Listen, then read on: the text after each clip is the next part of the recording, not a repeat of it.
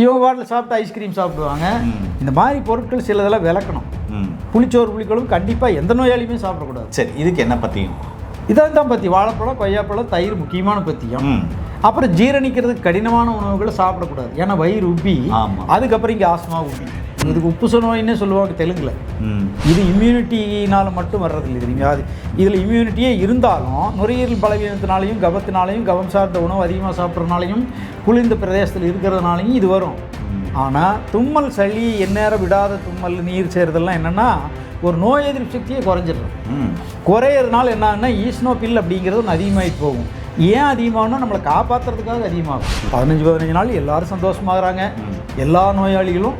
இப்போ 2வது 15 நாள் வரும்போது சந்தோஷமாக உள்ள வந்தால் தான் நானே மருந்து கொடுப்பேன். இல்லைன்னா நீ சரியாக மருந்து சாப்பிடல, நீ சரியாக பற்றியும் இருக்கலன்னு அர்த்தம். ஏன்னா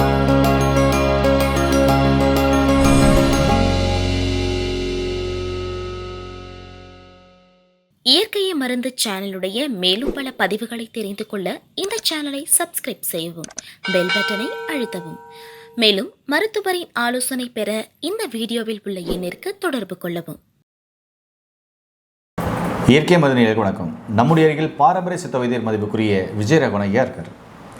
நிறைய பேருக்கு இன்றைக்கி ஆஸ்துமா, வீசிங், சைனஸ் பிரச்சனை, இன்லர் யூஸ் பண்ணுறாங்க, பஃப் யூஸ் பண்ணுறாங்க, புகை வைக்கிறாங்க, ரன்னிங் ரோஸ் இருக்குது, இந்த சைனஸ் ஏரியா ஃபுல்லாக வீங்கி இருக்குது, அடுக்கு தும்பல் இருக்குது, அலர்ஜி இருக்குது. இப்படிப்பட்ட பிரச்சனைகள் நுரையீரல் சார்ந்த பிரச்சனைகளே இருக்குது. எத்தனை வருஷமாக இருந்தாலும் சரி, எவ்வளோ நீங்கள் ட்ரீட்மெண்ட் எடுத்திருந்தாலும் சரி, இவர் பல வருஷம் ஆராய்ச்சிக்கு பின்னாடி கண்டுபிடிக்கப்பட்ட இந்த மருந்துகள் எடுக்கும்போது ஒரே மாதத்தில் மிகப்பெரிய மாற்றம் வந்துடும். ரொம்ப சந்தோஷமாக இருவீங்களா, அவ்வளோ குறைஞ்சிருன்றாங்க. சரி, இது எவ்வளோ நாள் சரியாகும்? இந்த சைனஸ் பிரச்சனைக்கு ஒரு தீர்வு இருக்கா அப்படின்னா, இந்த ஆஸ்துமா, வீசிங், சைனஸ் பிரச்சனைக்கு தீர்வு இருக்குது, நுரையீரல் சார்ந்த பிரச்சனைக்கு தீர்வு இருக்குது. வாங்க இந்த கேள்வியோட இந்த கனவுக்குள்ளே போகலாம். வணக்கம் ஐயா. வணக்கம் ஐயா. எத்தனை வருஷம் ஆஸ்துமா, வீசிங், சைனஸ் பிரச்சனை இருந்தாலும் சரி, அதே மாதிரி இன்லர் யூஸ் பண்ணுறாங்க, பப் யூஸ் பண்ணுறாங்க, புகை வைக்கிறாங்கனாலும் சரி, இல்லை நுரையீரல் சார்ந்த பிரச்சனை இருக்குது, அலர்ஜி ஆயிடுச்சு அப்படின்னாலும் சரி, இல்லை ஐஜிஇ அதிகமாக இருக்குது, அதனால் பார்த்தீங்கன்னா நிறைய இச்சிங் இருக்குனாலும் சரி, மூச்சு விரதல சிரமமாக இருக்குது, ஒரு மாடிப்படிக்கிற ஏற முடியல, இறங்க முடியல, அந்தளவுக்கு நுரையீரலில் பிரச்சனை இருக்குது, நுரையீரலில் அந்தளவுக்கு தழும்புகள் ஒரு சிலருக்கு வந்துடும். அதுக்கெல்லாம் ஒரு சில மருத்துவத்தில் மருந்தே இல்லைன்றாங்க. இப்படிப்பட்ட பிரச்சனைகளுக்கு நீங்கள் பல வருஷமாக உங்களுடைய கம்பெனியில் பாரம்பரிய சித்த மருத்துவத்தின்படி கண்டுபிடிக்கப்பட்ட இந்த மாபெரும் மருந்து ஒரு மாதத்தில் எக்ஸலண்ட்டான ரிசல்ட் கொடுக்கும், அவங்க ஆச்சரியப்படுவாங்க அப்படின்னீங்களே, அந்த மருந்துகள் என்னென்ன, அது எப்படி சாப்பிடணும்? சரி, அதுக்கு ஒரு ஆஸ்மா அப்படின்னா அதுக்கு காரணத்தை கண்டு நம்ம மருந்து கொடுக்கும்போது வேகமாக குணமாகுது. எல்லாருமே ஆஸ்துமானா நுரையீரலை விரிக்கக்கூடிய மருந்துகள் நிறையா இருக்குது. அலோபதியில், ஆங்கில மருத்துவத்தில் அதை கொடுக்குறாங்க, ஃப்ரீயாகுது. அது 12 மணி நேரம் வேலை செய்யும், முடிஞ்சுன்னா மறுபடியும் ஒன்று சாப்பிட்ணும். அந்த மாதிரி தான் பண்ணிகிட்ருக்காங்க. இதனால குணமடைவது இல்லை. இப்போ நாம் என்ன பண்ணுறோம்னா நுரையீரலை பலப்படுத்தணும். அவனுக்கு இப்போ 12 உள்ளுறுப்புகளில் ஒவ்வொரு உள்ளுறுப்பு பலவீனமாகும் போதும் ஒரு நோய் தெரியும். அதில் நுரையீரல் பலவீனம் ஆகும் பொழுது, அதனுடைய இயக்க சக்தி மாறும் பொழுது அதுக்கு தேவையான கால்சியம், நுரையீரல் ஒரு கால்சியத்தால் இயங்கக்கூடிய ஒரு உறுப்பு, அதுக்கு பெட்ரோல் என்ன, அதுக்கு இயக்க சக்தி என்ன வேணும் அப்படின்னா அதாவது ஹை பொட்டன்சியல் கால்சியம் வேணும். அந்த ஹை பொட்டன்சியல் கால்சியம் பவளத்தில் இருக்கு. அந்த பவளத்தோட வேறு சில கஸ்தூரி மற்ற மருந்துகள்லாம் சேர்த்து இந்த மாத்திரை செய்கிறோம். இது என்ன பண்ணுதுன்னா நுரையீரலை பலப்படுத்துது. ஓகே. அதே சமயம் தாளகம்னு ஒரு நவபாசனத்தில் ஒரு பாசனம் இருக்குது. அதை ஒரு 21 முறை நல்லா சுத்தி பண்ணி அதில் இருக்கக்கூடிய அழுக்குகளை நீக்கிட்டு அதை முறைப்படி கட்டிய அந்த செந்தூரத்தை வெறும் 50 மில்லிகிராம் போட்டு இந்த மாத்திரை செய்கிறோம். இந்த மருந்து உள்ள இருக்கக்கூடிய கபத்தை கரைத்து வெளியேற்றுவதற்கு உதவும்.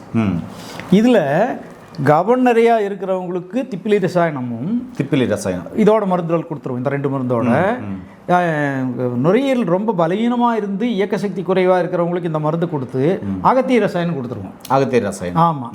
அப்போது ஆளை பொறுத்து இந்த 2 மாறும், அவ்வளோதான்.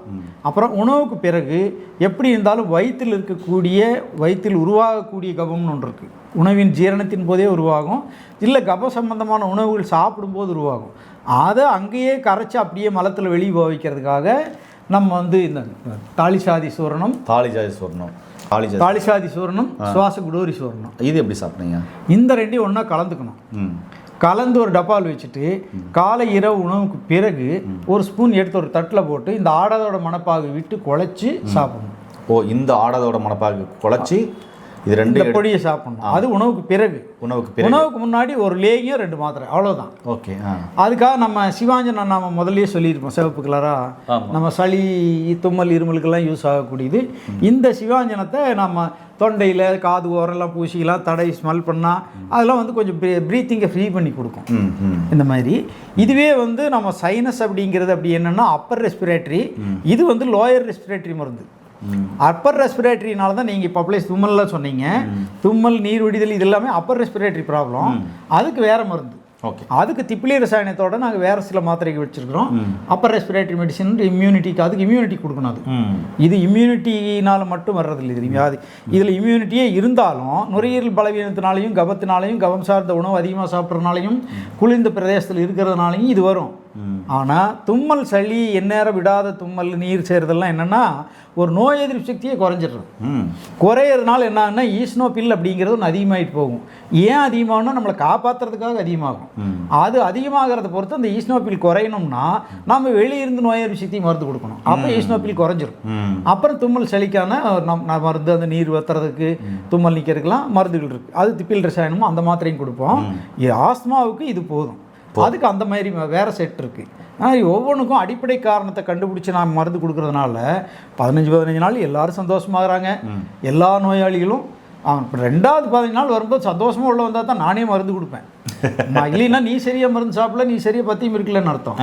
ஏன்னா நாம் நல்லா பண்ணணும்னு ஆசையோடு செய்கிறோம். கண்டிப்பாக அவனும் நல்லா பண்ணணுங்கிற ஆசையோடு இருந்தாலும் சாப்பிட்டா தான் அது சரியாகும். நம்ம சொல்கிற முறைப்படி வாழணும். இஷ்டம் போல் இருந்துட்டு வந்து நோய் என்னங்க 5 நாள் கொடுத்தீங்க நல்லா ஆகலின்னு இது வரைக்கும் ஒருத்தர் சொன்னதில்லை. 1-2 பேர் சொன்னாங்கன்னா நான் அவங்களை அனுப்பிடுவேன். கொடுக்க மாட்டேன் மருந்து, வேண்டியது நமக்கு. ஏன்னா அவங்க முறையாக வாழ்க்கை முறையிலையும் நமக்கு கொஞ்சம் வேணும் இல்லை. வாழைப்பழம் சாப்பிடக்கூடாது, இதுக்கு கொய்யாப்பழம் சாப்பிடக்கூடாது, தயிர் சாப்பிடக்கூடாது, ஆஸ்மா இருக்கிறவங்க. அப்புறம் சாப்பிட்டாங்கன்னா வரும்ல. ஆமாம், இவங்க வாட்டில் சாப்பிட்டு ஐஸ்கிரீம் சாப்பிடுவாங்க. இந்த மாதிரி பொருட்கள் சிலதெல்லாம் விளக்கணும். புளிச்சோறு, புளிக்குழம்பு கண்டிப்பாக எந்த நோயாளியுமே சாப்பிடக்கூடாது. சரி, இதுக்கு என்ன பத்தியும்? இதான் தான் பத்தி. வாழைப்பழம், கொய்யாப்பழம், தயிர் முக்கியமான பத்தியம். அப்புறம் ஜீரணிக்கிறதுக்கு கடினமான உணவுகளை சாப்பிடக்கூடாது. ஏன்னா வயிறு உப்பி அதுக்கப்புறம் இங்கே ஆஸ்மா உப்பிக்கும். இதுக்கு உப்புச நோயின்னே சொல்லுவாங்க தெலுங்குல. உப்புசம்னு தான் சொல்லுவாங்க அங்கெல்லாம். அதனால் வயிறு உப்பிசமாகிற அளவுக்கு கடினமான உணவுகளோ ஜீரணிக்க முடியாத உணவுகளோ சாப்பிடக்கூடாது. 3/4 வயிறு தான் உணவு சாப்பிட்ணும். பசிச்சா மறுபடியும் ஏதாவது 2 சாப்பிட்டுங்க, ஏதாவது ஒன்று, அவ்வளோதான். குளிர்ச்சியான பழங்கள் எதுவும் சாப்பிடக்கூடாது. நீங்கள் பழம் சாப்பிட்ணுன்னா அன்னாச்சி பழம் சாப்பிட்லாம், ஆப்பிள் சாப்பிட்டுக்கலாம், ஒன்றும் பண்ணாது. 2 பக்கம் ஒன்று பண்ணாது, குளிர்ச்சி பண்ணாது, சூடு பண்ணாது. அந்த மாதிரி பப்பாளி ரொம்ப நல்லா சாப்பிட்லாம் எல்லா நோயாளிகளும். இந்த மாதிரி சில பழங்களை செலக்ட் பண்ணி சாப்பிட்டுக்கணும். வாழைப்பழம், கொய்யாப்பழம், தயிர் 3 கண்டிப்பாக ஆகாது. புளிச்சோறு, புளிக்குழம்பு ஆகாது. இதுதான் நம்ம பெரிய பத்தியம்.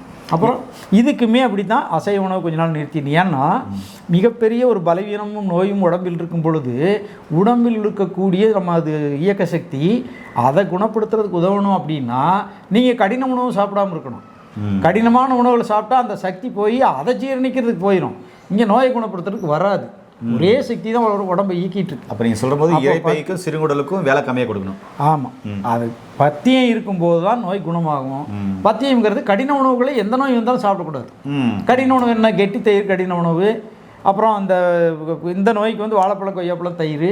அசைவம் எல்லா நோய்க்குமே நமக்கு வந்து கடின உணவு தான். வேணால் முட்டையை வேக வச்சு சாப்பிட்டுக்கலாம். முட்டையை வேக வச்சு 2ஆக பிளந்து மிளகு தூள் உப்பும் தூவி காலையில் 2 சாப்பிட்டுக்கலாம். அந்த அசைவம் சாப்பிட்ணும், அதில் புரோட்டீன் நமக்கு தேவை, பலவீனம் அப்படின்றவங்க சாப்பிட்ற விரும்புகிறவங்க சாப்பிட்டுக்கலாம், அதை சாப்பிட்டுக்கலாம். மற்றபடி ஒன்றும் வேண்டாம். ஏன்னே எவ்வளோ சிவியரான உங்களுக்கு ஆஸ்துமா வீசிங் சைனஸ் பிரச்சனை இருந்தாலும் ஐயா சொன்னார் 1 மாதம் இல்லைங்களே? 1 மாதம். 1 மாதத்தில் நிச்சயமாகவே சரியாகுன்றார். அதனால் ரொம்ப சிவியராக இருக்கிறவங்க ஐயோடைய மருத்துவ ஆலோசனை 1 மாதம், ஒரு சில மாதங்கள் எடுக்க வேண்டியதாக இருக்கும். ஆனால் இந்த மருந்துகள் மிக அற்புதமாக பல வருட ஆராய்ச்சிக்கு பின்னாடி கண்டுபிடிச்ச மருந்துகள் ஒவ்வொன்றும் தேர்ந்தெடுத்து செலெக்ஷன் பண்ணி வச்சுருக்காரு. அதனால் உங்களுக்கும் ஆஸ்மா வீசிங் சைனஸ் பிரச்சனை இருக்குன்னா நீங்கள் எடுக்கிற பப்போட, இன்லரோட, இல்லை புகை வைக்கிறதோட அதோடு சேர்த்து மருந்து மாத்திரைகளோடு சேர்த்து இதை எடுத்து பாருங்களேன். 1 மாதத்தில் நீங்கள் அவ்வளோ சந்தோஷப்படுவீங்க. எத்தனை வருஷமாக இருந்தாலும் ஒரு சில மாதம்லாம் சுத்தமாக சரியாயிடும். அப்போ எவ்வளோ பெரிய விஷயத்தை சித்த மருத்துவத்தில் முன்னோர்கள் வச்சுருக்காங்க பாருங்களேன். கண்டிப்பாக பயன்படுத்துங்க. இப்படிப்பட்ட பிரச்சனை உள்ளவங்களுக்கு தயவு செஞ்சு இந்த வீடியோவை ஷேர் பண்ணிவிடுங்க. மீண்டும் இன்னொரு அருமையான பதிவு சந்திக்கலாம். நன்றி, வணக்கம். வணக்கம்.